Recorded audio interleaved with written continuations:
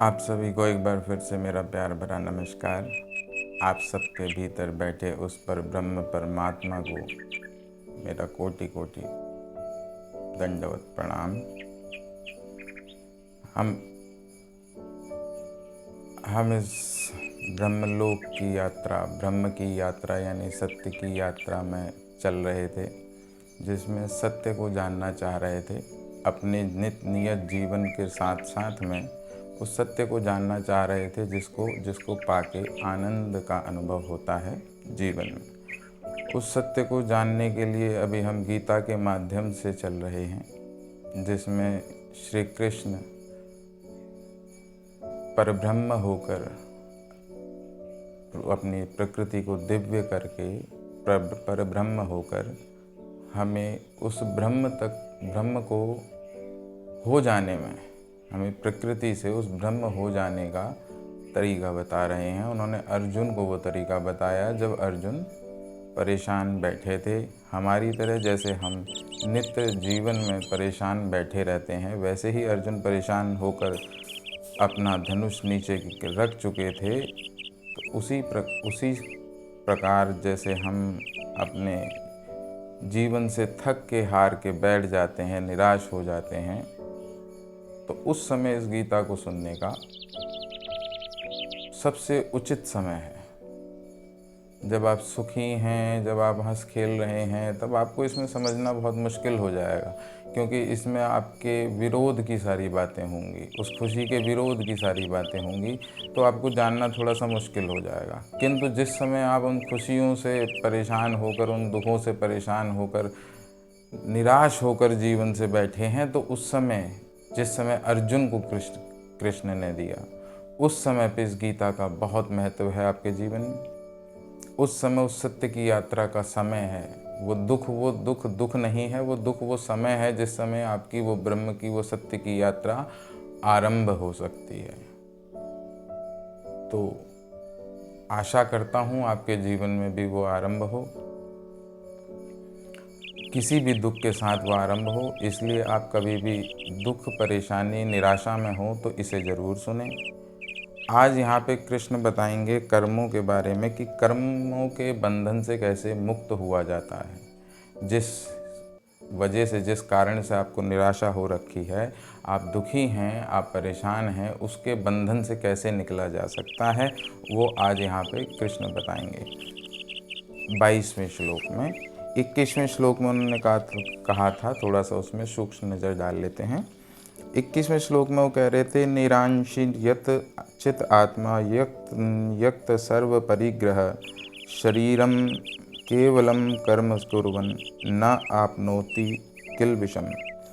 वो कहते हैं 21वें श्लोक में कि ऐसा ज्ञानी पुरुष पूर्ण रूप से संयमित मन और तथा बुद्धि से कार्य करता है, अपनी संपत्ति के सारे स्वामित्व को त्याग देता है और केवल शरीर निर्वहन के लिए कर्म करता है। इस तरह कार्य करता हुआ वह पाप रूपी फलों से प्रभावित नहीं होता। तो इस श्लोक में वो ये बता रहे थे कि जो ज्ञानी पुरुष है, अभी तक वो ज्ञानी की परिभाषा बता रहे थे। अभी तक वो प्रकृति के से जो शांत करता है, मन को जो शांत करता है, उसके कैसे लक्षण होते हैं वो बता रहे थे पिछले श्लोक में। इस श्लोक में कि जो ज्ञानी पुरुष, जिसकी प्रकृति शांत हो चुकी है, जो अपने मन को शांत कर चुका है, जो सुख और दुख और निराशाओं से ऊपर उठ चुका है, वह पुरुष, ऐसा पुरुष पूर्ण रूप से संयमित, उसकी मन और बुद्धि, मन में कोई फालतू विचार नहीं उठता। ऐसा नहीं कि विचार ही नहीं उठते, विचार उठाना मन का स्वभाव है, उठाएगा। उसके पीछे जब तक आप डंडा लेके पड़े हो, तब तक आप कभी सफल नहीं हो सकते। आप उसके पीछे क्यों पड़े हो कि वो विचार ना उठाए? विचार उठाए, अच्छे उठाए, ये उससे कहो तो वो उठाएगा। धीरे धीरे आदत पड़ेगी तो उठाएगा भी। तो वो कहते हैं कि उसका मन और बुद्धि, मन बुरे विचार नहीं उठाता कि कोई भी किसी भी प्रकार की वासना के, और अगर बाई चांस कुछ उठता भी है तो बुद्धि, संयमित बुद्धि होती है उस पुरुष की। वो बुद्धि उसको सीधा, साफ, क्लियर दिखा देती है। विवेक जिसे कहते हैं, जो एक समय पे हर कोई जो समस्याओं से बचने के लिए जिसका इस्तेमाल करता है, वो विवेक है। लेकिन उस विवेक पे अभी वासनाओं का पर्दा, इसलिए उस समय पे उठाया गया आपका कदम भी वासना पूर्ण होने के कारण उसमें भी आपको निहित दुख जरूर मिलता है। इसलिए आप परेशान हैं कि हम सही करते हैं उसके बाद भी गलत क्यों हो जाता है। तो यहाँ पे इसीलिए वो बता रहे थे, जो पूर्ण ज्ञानी होता है वह संयमित बुद्धि और संयमित मन वाला होता है, मन से कार्य करता है।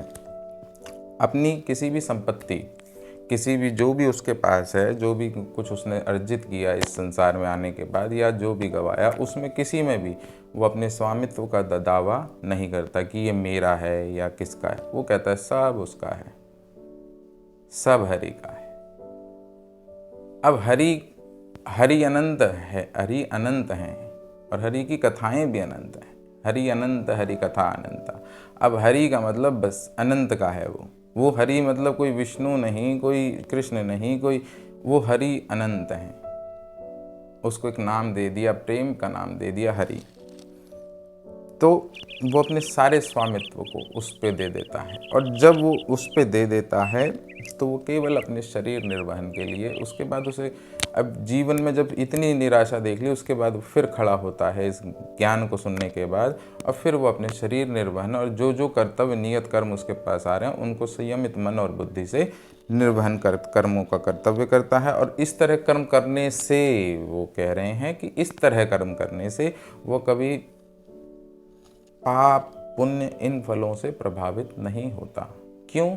क्योंकि उसने सारे कर्म ब्रह्मलीन होकर कर दिए, ब्रह्म को समर्पित करके कर दिए, उस हरि को समर्पित करके कर दिए। वो जो हरि अनंत है, अनंत कौन है? ब्रह्म है। अनंत ब्रह्म ब्रह्म परमात्मा है। तो उसी अनंत पे उसने अर्पण कर दिए, तो उसके वहाँ पे कर्म मोह से सुख दुख, ये प्रभावित होना, ये होना, ये सब खत्म हो जाता है। तो आइए आज अब 22वें श्लोक में हम प्रवेश करते हैं।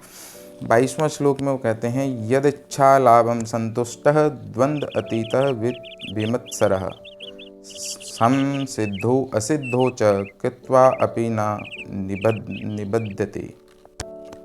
इसमें कृष्ण कह रहे हैं, जो स्वतः होने वाले लाभ से संतुष्ट रहता है, जो द्वंद्व से मुक्त है और ईर्ष्या नहीं करता, जो सफलता तथा असफलता दोनों में स्थिर रहता है, वह कर्म करता हुआ भी कर्मों के बंधन में नहीं बंधता। अब यहाँ पे चार चीज़ें इन्होंने बोली हैं इस श्लोक में। इन 4 चीज़ों से आपके पूरे कर्मों के बंधन खत्म हो जाते हैं। अगर आप इन 4 चीज़ों को फॉलो कर लें तो आपके आप कभी कर्मों के बंधनों में, वो पाप पुण्य लेखा जोखा, इन सब में कभी नहीं बंध सकते। क्योंकि इसके बाद आपकी आइडेंटिटी चेंज हो जाती है, आपके सारे कर्मों की आइडेंटिटी चेंज हो जाती है। देखिएगा, जो स्वतः होने वाले लाभ से संतुष्ट है, मतलब आपने जो किया उससे जो मिला आप उससे संतुष्ट हैं। वो चाहे हानि है, लाभ है, जो भी है, आपने किया था उससे मिल गया, उससे संतुष्ट हैं आप। ये पहला लक्षण। दूसरा, उसके बाद जब आपके साथ कुछ भी हो गया और आप चुप रह गए, संतुष्ट मतलब आप शांत हैं, ठीक है। आप जैसे किसी ने आपको कुछ गलत कह दिया या फिर आपसे लड़ाई कर ली, या आपका आजकल के हिसाब से आपके प्रेम में आपका ब्रेकअप हो गया, तो अतः उसके बाद अगर आप शांत हैं, जो मिला उससे उसको लिया, आप शांत हैं।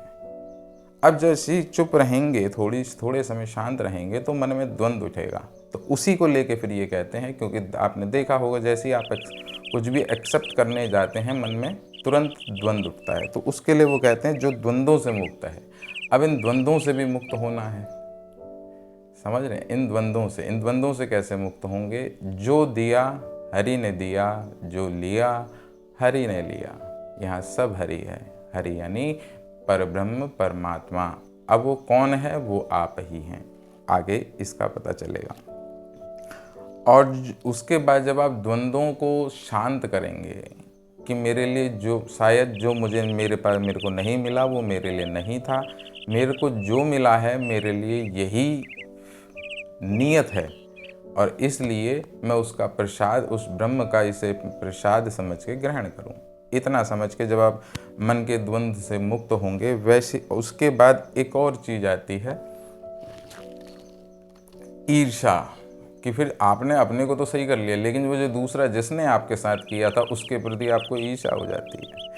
वह ईर्ष्या भी नहीं करता, क्योंकि वो करने वाला भी ब्रह्म है। जब आपको वो ब्रह्म ने दिया तो वो यानी सामने वाला में भी जो करता है वो करता ब्रह्म है, ये आपको जानना होगा। वो जब आपको देने वाला हरि है और वो सामने वाला आपको दे रहा है, तो वो भी उसके भीतर से जो आपको दे रहा है वो हरि ही है। तो इसलिए वो ईर्ष्या भी नहीं होनी चाहिए उसके प्रति, वो ईर्ष्या नहीं करता, और जो सफलता और असफलता दोनों में स्थिर रहता है। उसके बाद बात आती है ये देखने की, फिर आपको समाज ये दिखाता है कि आपने क्या पाया, वो उसमें भी नहीं पड़ता। ठीक है, जो मिल रहा है चल रहा है ना, जीवन को उससे कोई मतलब नहीं है। ये जो हमको बचपन से नाम के पीछे दौड़ा दिया गया कि नाम बनाओ, नाम बनाओ, नाम बनाओ, ये नाम ही अहंकार है, क्योंकि इस नाम की कोई एग्जिस्टेंस है ही नहीं। तो इसको बनाने से लाभ क्या होगा? इसका मतलब ये नहीं कि हम कोई बुरे कर्मों में लिप्त हो जाएं। इसका मतलब यह है कि हम इस नाम को एक अपने आईडी के तौर पे यूज़ करें, बस इसको मैं ना समझ लें। ये मैं है ही नहीं, तो इसे कुछ बना के भी क्या करोगे? ये अपने आप बनता चले जाएगा। जैसे ही आप इसे त्यागोगे, भीतर अपने मन से त्यागोगे किसी भी नाम को, तो आप भीतर से वही बनते चले जाओगे। फिर आप ब्रह्म हो जाओ। फिर बचा कौन? नाम हट गया, शरीर हट गया, तो फिर कौन बचा इसको चलाने वाला? वो परमात्मा, परब्रह्म, परमात्मा। तो तब जाके आप सफलता असफलता दोनों में स्थिर हो पाएंगे, द्वंद्वों को मुक्त कर पाएंगे, और ईर्ष्या किसी से नहीं कर पाएंगे। और जो आपको चला रहा है वही सबको चला रहा है, यानी जो आप में ब्रह्म है वही सब में ब्रह्म है। जो आत्मा आप में है वही एक अनंत आत्मा सबके भीतर है। वो कहीं ना जाती ना आती, न जन्मी है ना मरती है। उसे ना कोई देख सकता है, ना उसे कोई काट सकता है, ना उसे कोई मार सकता है, ना उसका कोई रूप है। वही पर ब्रह्म परमात्मा है। अब हम उसका एक अंश में ये शरीर चल रहा है, इसलिए हम उसका अंश हैं, ब्रह्मांश हैं, हम ब्रह्म के अंश हैं। तो जिस अंश में ये शरीर चल रहा है, इस ब्रह्म को हम जाने, और इस एकत्व ब्रह्म को जो सबको चला रहा है, उस एकत्व ब्रह्म को जान के उसी हर हमारे साथ होने वाली हर प्रतिक्रिया को उसी का कर्म मान के अब उसको ग्रहण करें, और उसमें जो सत्य की आगे राह हो उसको करते हुए चलते रहें। ये ना देखें क्या बिगड़ रहा है, क्या नहीं हो रहा, क्या हो रहा है। उसको करते हुए आगे की अपनी राह को बनाएं। बनाते बनाते हम पाएंगे कि हम उस शांति और उस आनंद में और पहुंच चुके हैं, और हमारा कोई भी किसी भी हमारे कर्म ने हमें किसी बंधन में नहीं रखा। उसके बाद फिर आपको कुछ होना नहीं पड़ेगा, अलग से कुछ होना नहीं पड़ेगा। हो आप अभी रखे हैं, जटिल आप अभी हो रखे हैं, आपको सरल हो जाना है। इस जटिलता को त्याग दीजिए, इस नाम के अहंकार को त्याग दीजिए। बाकी जो जैसा कर रहे हैं वैसा ही करते रहिए। उसमें से ये नाम, स्वामित्व और मेरा है, जब मैं ही हट जाएगा तो किसका है? सब उसका है। उसके बाद सब करिए, उसके बाद करने का नज़रिया ही अलग हो जाएगा, आपका दृष्टिकोण बदल जाएगा। और जैसे ही दृष्टिकोण बदलता है, यथा दृष्टि तथा सृष्टि। जैसी आपकी दृष्टि होगी वैसी आपके लिए ये सृष्टि होगी।